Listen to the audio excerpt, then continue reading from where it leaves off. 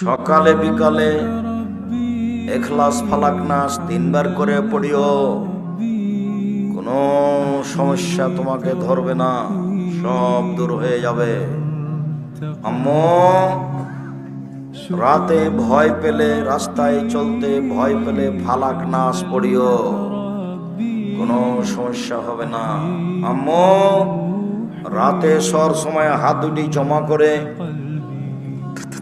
3 বার হালকা থুথু দিয়ে ইখলাস ফালাক নাস পড়ে মুখের উপর দিয়ে এইভাবে গোটা শরীরে বলিয়ে নিও, সম্ভবপর মুখের শরীরের সামনের দিকে। আবার ইখলাস ফালাক নাস মুখের উপর দিয়ে শুরু করে, মাথা থেকে মুখের উপর দিয়ে শুরু করে বুকের উপর দিয়ে বলিয়ে নিও।